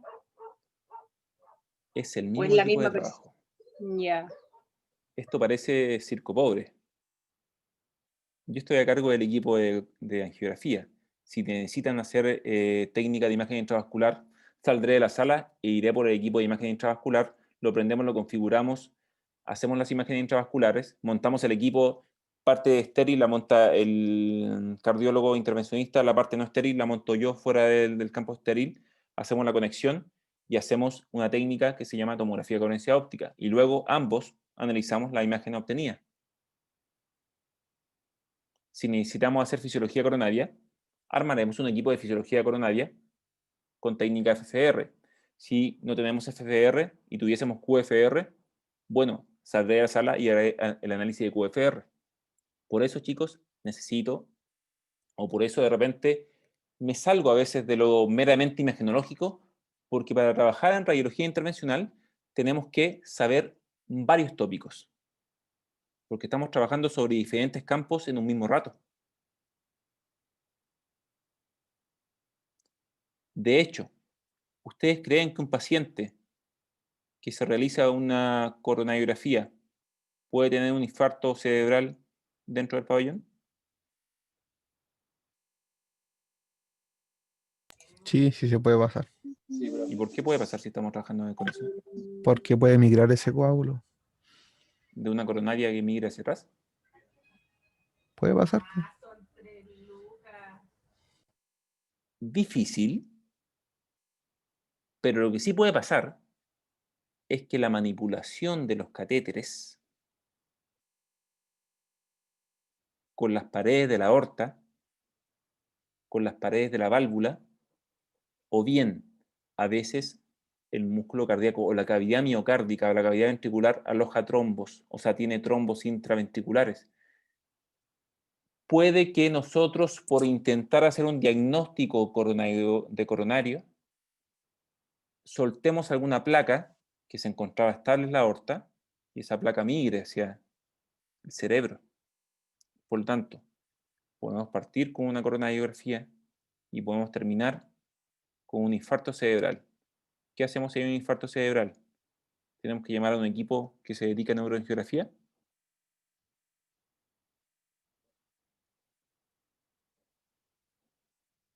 Solamente cambia el médico intervencional. El equipo permanece. Por lo tanto, también deben saber de angiografía cerebral. También deben saber de técnicas de tratamiento intracerebral. Por eso que nosotros estudiamos contextos, estudiamos anatomía, estudiamos fisiología, estudiamos fisiopatología. Tenemos que saber varios tópicos para trabajar en esta especialidad. ¿Sí? ¿Me explico, chicos? Por eso que de repente la formación en radiología intervencional es más o menos heterogénea. Porque de repente vamos a hablar de imágenes y de repente vamos a hablar de tratamientos. ¿Por qué creen ustedes que insisto en varios tópicos a la vez? ¿Qué es lo que quiero formar en ustedes?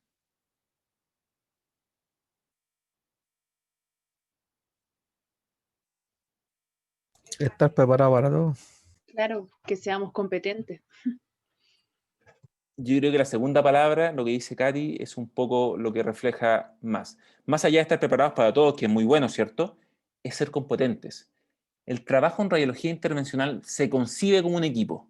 No quiero que ustedes sean el eslabón más débil del equipo. Yo quiero que ustedes opinen. A ver, y yo les voy a preguntar algo. ¿Quién de ustedes tiene experiencia clínica? ¿Hay alguien que haya trabajado en hospital, clínica? No lo sé. Yo, Katy, ¿alguien más? Yo he hecho como práctica, pero no trabajo. Vale, con Katy y con Christopher nos quedamos. Katy, ¿cuál es la relación del tecnólogo con el médico, con cualquier médico? pero en, Sinceramente. en pabellón, Lo que o usted en ha visto. general. En pabellón es un trato directo. Tienen que trabajar a la par porque lo que el médico necesita ver, el tecnólogo se lo tiene que mostrar. Vale. ¿Y Christopher, usted ha visto algo? Yo cuando trabajaba en escáner, el trato con el doctor no era como tan directo porque él no siempre estaba ahí, como que llegaba a un horario a ver los exámenes y en ese horario obviamente uno ya tenía que tener todos los pacientes listos, Ok. Hay pero no distintas era así como todos los días tampoco, como cada 2 días iba. efectivamente hay distintas realidades de acuerdo al personal médico. Lo que yo les quiero traspasar es que en radiología intervencional particularmente trabajamos como un equipo. Por lo tanto, el médico en este caso no es alguien inalcanzable desde el punto de vista teórico, sino que es alguien que forma parte del equipo y en el cual nosotros podemos discutir un caso, podemos discutir imágenes, podemos discutir técnicas de abordaje imagenológico o bien técnicas de abordaje desde el punto de vista intravascular, porque de alguna forma todos sabemos cuál es el objetivo del tratamiento. ¿Y cuál es la única forma de que tú puedas discutir con altura de mira? Sabiendo de qué estamos hablando. No quiero, chicos, que ustedes el día de mañana simplemente sepan mover un arco en C, sepan mover un angiógrafo. Eso se los puedo enseñar en un día. En un día, el día que quieran. Lo que yo quiero saber es cuándo aplicar, por qué se cambia este paradigma, por qué no. Por eso vamos a revisar muchos casos, vamos a revisar muchas situaciones específicas. ¿Vale? Eso es un poco lo que quiero formar en ustedes. Opinión y criterio. Miren acá, chicos. Todavía me quedan algunos minutos para seguir. Esta es una imagen con técnica cine y está el momento previo, antes de inyectar, y esto es post-inyección. ¿Les llama la atención algo acá?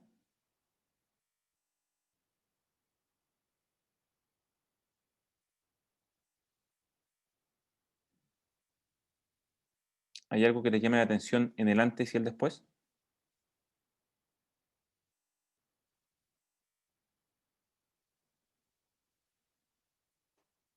Cuando ustedes ven, ¿por qué es tan fácil tomar una radiografía?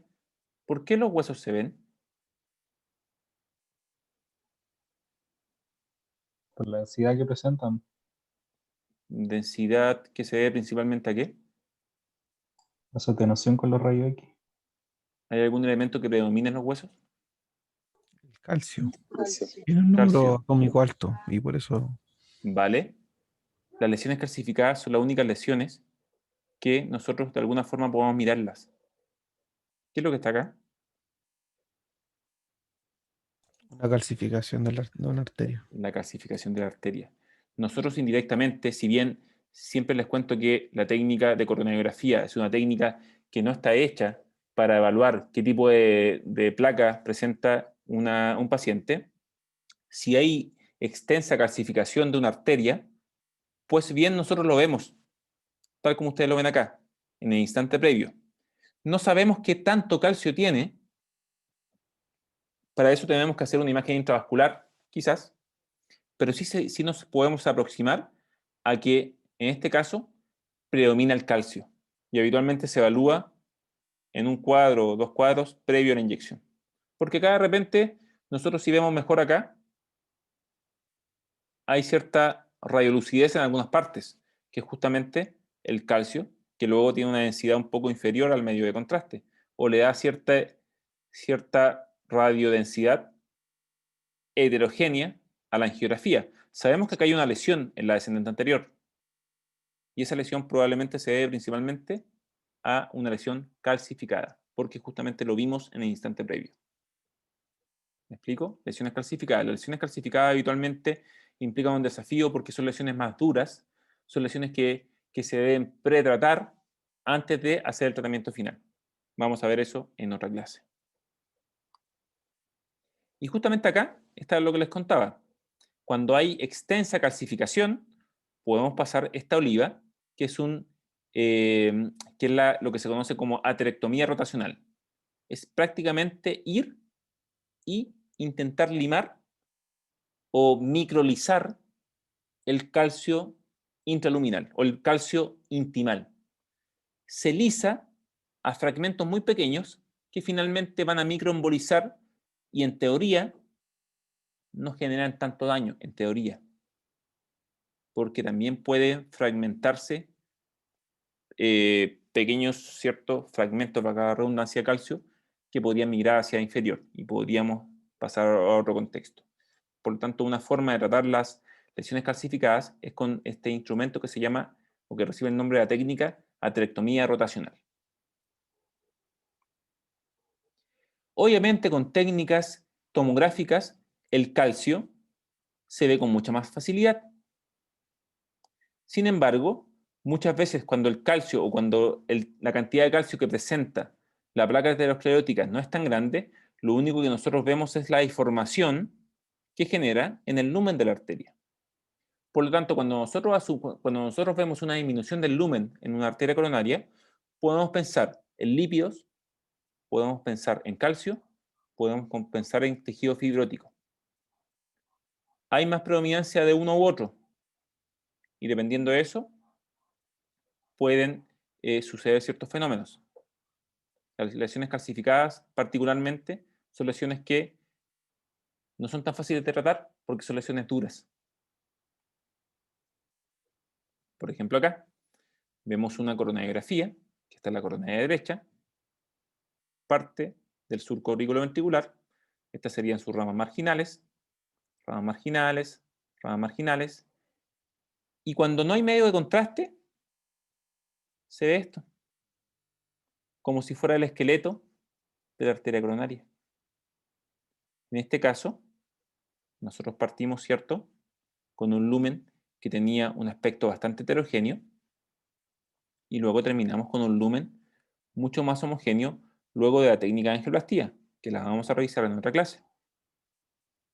¿Vale? De alguna forma nosotros podemos modificar el lumen interno de la arteria para que el flujo hacia distal sea mayor. También tenemos la posibilidad de que haya lesiones que se llaman lesiones o oclusiones totales crónicas. Las oclusiones totales crónicas son un capítulo bien particular y que les nombro esto porque van a ver algunas imágenes que las tenemos que entender de esa forma. Cuando hay una oclusión aguda, normalmente el vaso se tapa de un momento a otro y eso se debe principalmente a un accidente de placa.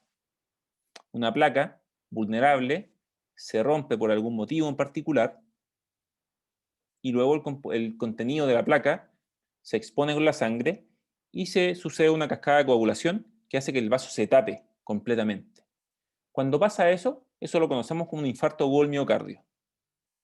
Un vaso que podría ser así, la coronaria derecha, y se tapa. Y acá no hay flujo hacia distal, no hay flujo. Pero pasa que cuando hay una enfermedad que va ocurriendo con el tiempo, cuando hay el proceso de la enfermedad aterosclerótica no surge de un día a otro. Por eso hay factores de riesgo que uno los puede modificar y hacer que el pronóstico a largo plazo sea mejor.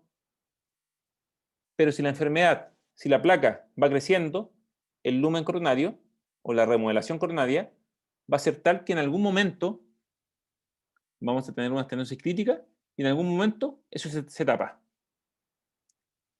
Como el miocardio estaba percibiendo menos sangre, lo que sucede es que se forman o empiezan a crecer ciertas colaterales que siempre han estado. Normalmente, angiográficamente, no vemos todas las colaterales o todas las conexiones que existen realmente en el corazón. Pero si empieza a faltar aporte sanguíneo en el miocardio viable, ciertas arterias que existen o comunicaciones que normalmente existen, angiográficamente no se ven, pero están ahí, empiezan a crecer. Y esto corresponde a una formación de una colateral. Cuando nosotros vemos un vaso ocluido, pero sin embargo, o sea, ocluido acá, pero sin embargo el lecho distal se ve, uno piensa en una oclusión total crónica. Un proceso que ocurrió en el tiempo que de alguna forma permitió la formación de esta colateral que hace que el miocardio siga viable. Me explico con angiografías. Miren acá. Esta es una angiografía de la arteria coronaria derecha. Normalmente la coronaria derecha... A ver, ¿qué proyección es esta, chicos?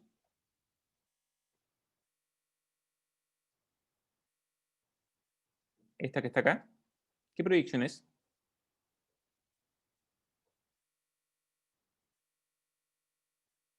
¿Siguen conmigo? Una caudal con oblicuidad a la derecha podría ser, ¿o no? Si fuera caudal con oblicuidad a la derecha, Craneal porque es el diafragma. Ah, perdón, es craneal por el diafragma. diafragma y la oblicuidad, ¿dónde está la columna? Está en el lado derecho de la imagen. O sea, donde tienen como el cursor.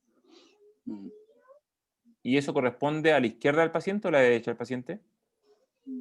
Izquierda. Izquierda del paciente. Por lo tanto, esta es una oblicua anterior izquierda craneal.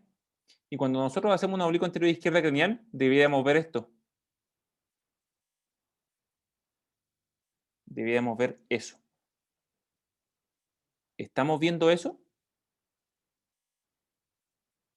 No. O sea, la arteria está ocluida acá. Y acá hay una rama marginal. Mismo paciente. Se inyecta medio de contraste desde el lado izquierdo, que es lo que nosotros vemos. Esta es una proyección oblicua anterior derecha. La columna debería estar por acá. Las costillas bajan hacia allá. ¿Vale? El diafragma casi ni se ve. Probablemente sea un oblicuo anterior derecha con caudal. Nosotros vemos el tronco común izquierdo. Si esta es oblicuo anterior derecha y la columna está para acá, esta sería la circunfleja. ¿Qué? ¿Se acuerdan que le conté que la circunfleja habitualmente llega hasta ahí y ya no hay más paso de circunfleja? Por lo tanto, esto sería la descendente anterior. Todo esto, descendente anterior. ¿Pero qué estamos viendo acá? ¿Qué arteria es esa?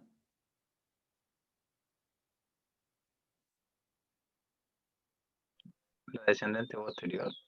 La descendente posterior. Y en este caso, ¿de dónde viene la descendente posterior?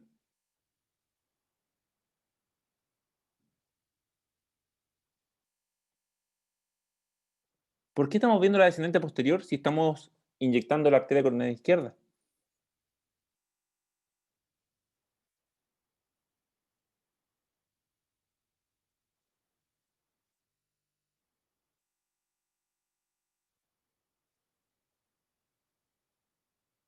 Porque hay flujo colateral, chicos. Miren estas arterias pequeñitas que nacen acá. Se están uniendo. Miren acá, la circunfleja termina acá, pero hay flujo colateral para acá. Hay muchas conexiones que angiográficamente casi no vemos, pero todas esas conexiones o esos vasos nuevos es flujo colateral, que es la única forma de entenderlo. Porque esto fue una enfermedad crónica. En este caso sabíamos que todavía la arteria descendente posterior existía, solamente que el flujo anterógrado hacia acá no estaba presente. Por lo tanto, en este caso, se hace una técnica de doble canulación en el cual se hace un tratamiento por la izquierda y por la derecha, intentando que nosotros unamos o pasemos de un lugar a otro. Cuento corto, técnica final, esto. Y ahí está la descendente posterior. Porque sabíamos que existía, porque se irrigaba por flujo colateral. Miren acá. ¿Qué proyección es esta?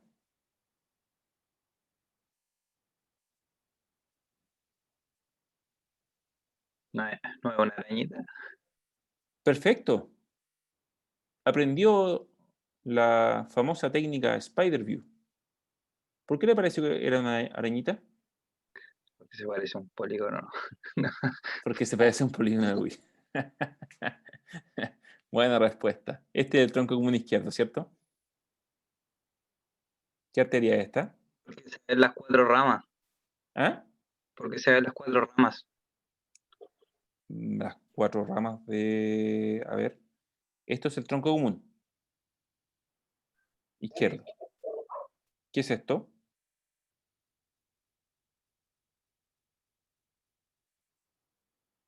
Normalmente la arañita es así.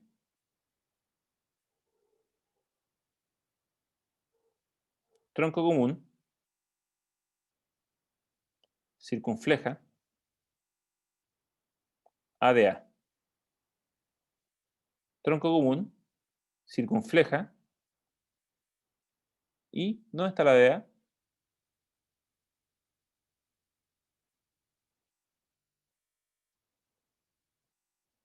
No está. Oclusión total. En este caso, arteria coronaria derecha. Normalmente deberíamos ver esto. No lo vemos. Oclusión total. Miren acá. Otro paciente. Arteria coronaria izquierda. ¿Qué proyección es esta?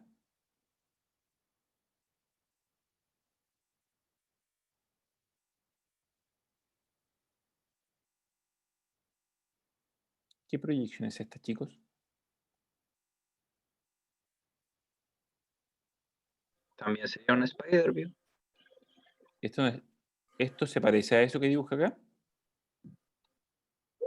No, no se parece. ¿Quién se ve con facilidad? Yo les conté que habían unas proyecciones que demostraban con mucha facilidad una arteria y la arteria se estiraba. ¿Qué arteria es la que se ve con mayor facilidad en esa proyección angiográfica? Es la descendente anterior, la que se va más larga. Perfecto. Descendente anterior. Acá está. Esto ¿Es es el una tronco común. craneal? Es una craneal. Perfecto. Las craneales muestran muy bien.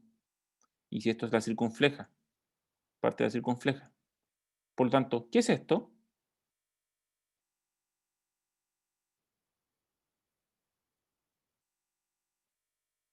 Tenemos la DA, tenemos el tronco común izquierdo, tenemos la circunfleja. ¿Qué es esto?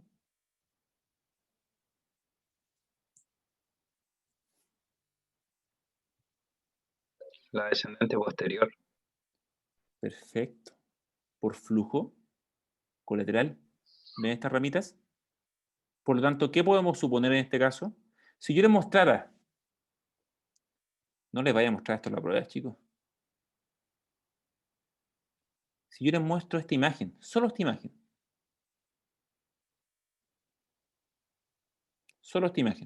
en la prueba, y yo les digo, les pregunto, ¿qué opinan de la arteria coronaria derecha? Esa es la pregunta que le daría. ¿Qué opinan de la arteria coronaria derecha? ¿Ustedes me dirían qué cosa?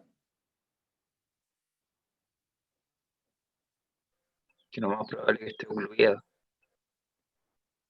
Crónicamente.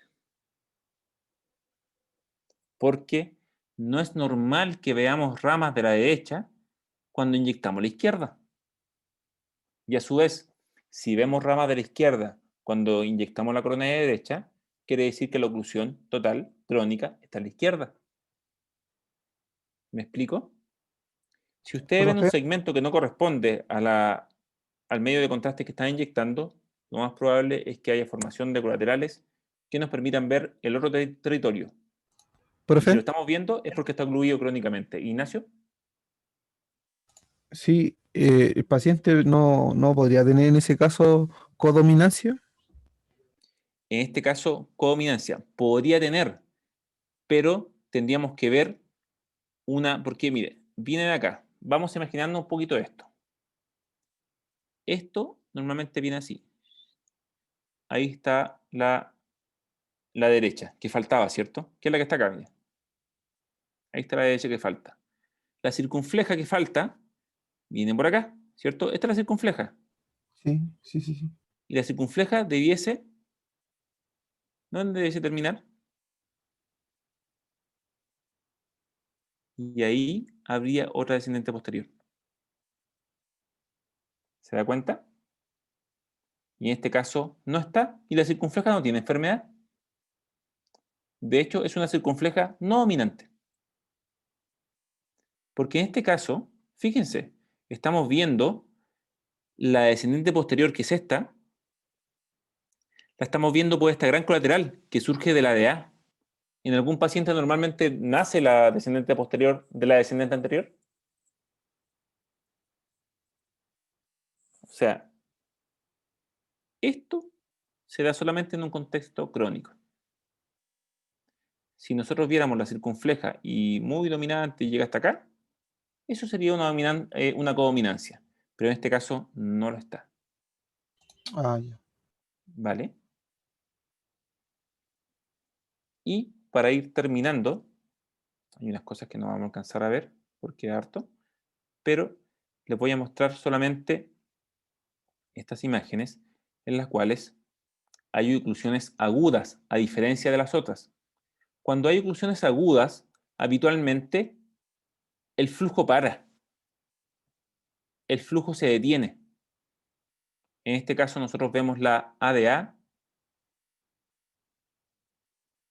y cómo el flujo se detiene. No hay formación de colaterales, no hay nada.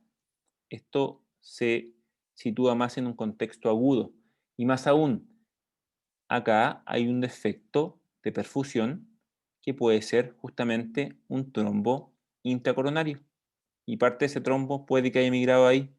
Por eso el flujo se detuvo abruptamente. Puede ser oclusiones totales agudas. Pueden haber también oclusiones de tronco común izquierdo. Por eso es importante, ¿cierto?, comprender la anatomía normal y esperar algunos resultados en tu cabeza para saber qué es lo que estás viendo.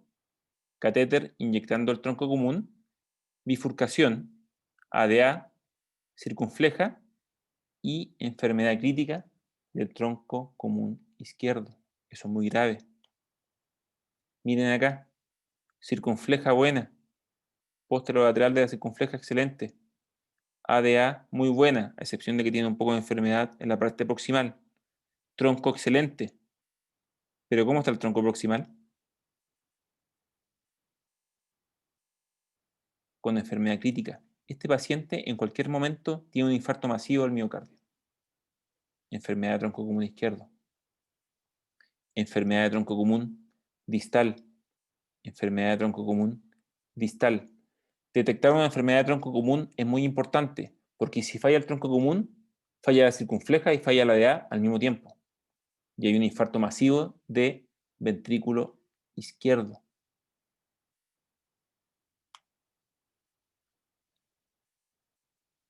Y otro capítulo, ¿cierto? Y para ir terminando, las lesiones ostiales.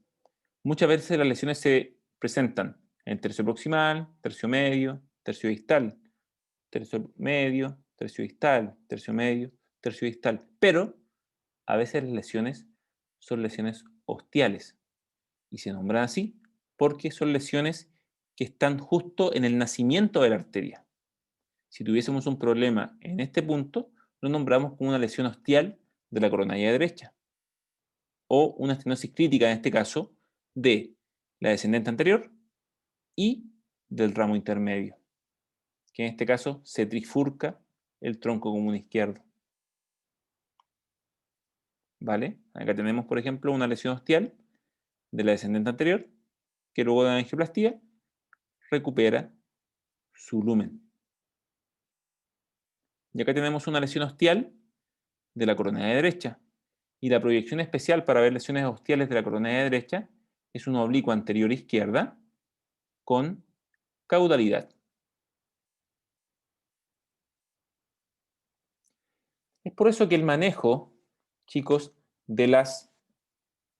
el manejo de las proyecciones en coronariografía tiene que ser muy acabado para que ustedes de alguna forma logren interpretar este rompecabezas. Porque tienen que tener visualización del ostium de todas las arterias, visualización de todos los tercios, descartar lesiones moderadas, lesiones intermedias, disecciones que vamos a ver un poco más adelante, que por tema de tiempo no lo vamos a ver ahora, se lo voy a dejar grabado, pero lo vamos a retomar en la próxima clase. Y, de alguna forma, a partir de la imagen endoluminal, tenemos que descartar enfermedad aterosclerótica coronaria, bajo un contexto clínico que apoya el estudio de coronariografía. Cualquier paciente no es candidato a coronariografía. Por ejemplo, si ustedes el día de mañana tuviesen algún dolor retroesternal o se cansaban, tuvieran disnea, probablemente no cumplen las condiciones para hacerse una coronariografía invasiva. Probablemente tienen alguna anomalía coronaria que se podría detectar con un método menos invasivo, como un angiotac. Sin embargo, cuando la probabilidad de enfermedad que exista enfermedad aterosclerótica es alta, ese paciente sí reúne las condiciones para hacerse una coronariografía. Y cada imagen, cada proyección angiográfica que vas a tomar, debe armar un poco este rompecabezas y debe visualizar todas las proyecciones o todas las porciones de la arteria en cuestión. Para eso debes conocer muy bien la anatomía, repasar la anatomía normal, para que vayamos viendo qué nos encontramos. Si la imagen que tú ves se aleja de la normalidad, uno empieza a ver disecciones, enfermedad aterosclerótica, oclusiones agudas, oclusiones crónicas, en fin. Parte de diapositivas se las voy a dejar grabadas para no extender tanto la clase, que creo que ya cumplí el tiempo que habían acordado en tener clases. ¿Tienen alguna pregunta, chicos? Me puedo extender si ustedes quieren. O bien lo dejamos hasta acá y dejo grabado lo otro. ¿Alguna pregunta de lo que hemos visto? Por ahora no, profe. Por ahora no parece. No, profe. Por allá. No, profe. Ok. Lo que les voy a dejar entonces, les voy a subir los videos, les voy a subir lo prometido y queda de tarea que me digan alguna... les voy a subir las notas, ¿cierto? De los dos controles que han hecho y queda de tarea que me digan qué fecha ustedes deciden hacer la prueba, que puede ser una semana después, en alguna fecha, cualquiera que ojalá no sea de clase. Estamos intentando sacrificar esta clase, ¿cierto? Para recuperarla. Ese es el objetivo. Si todos están de acuerdo. Si no están de acuerdo todos, la prueba va a ser la fecha que corresponde. Sí, profe. Ya hice una encuesta para que la respondan todos. Perfecto, muchas gracias, Katy. Entonces quedamos en eso, chicos. Hay cosas que les debo, que se las voy a subir a Moodle, y ustedes me deben esa respuesta para que podamos organizar la prueba. ¿Vale? Y lo otro, ¿cierto?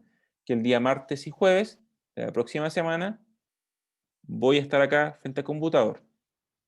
Si no quieren hacer preguntas, yo puedo estar escuchando música 1 hora y media, si ustedes quieren. Pero si no... Igual la incluía en la encuesta, profe.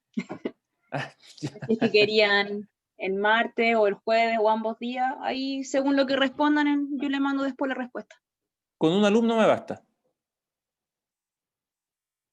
Si hay un alumno que responda a preguntas, yo feliz estoy en el horario que corresponde. De 10 para 7 a 8:15. 8:10 parece. ¿Vale? Ya, O sea, profe. básicamente esa encuesta es válida, pero basta con que uno diga sí y yo me quedo. Ya, profe. Vale. Eso, chicos, que tengan un buen fin de semana, que cunda el descanso, que cunda el estudio, que parece que viene una lluvia de pruebas. Lo siento por ahí. Chao, profe, que esté bien. Chao, que estén bien, chicos. Chao, profe. Chao, profe, que esté Profe, que bien. esté bien. Estén bien. Chao. Chao, profe. Chao. Gracias.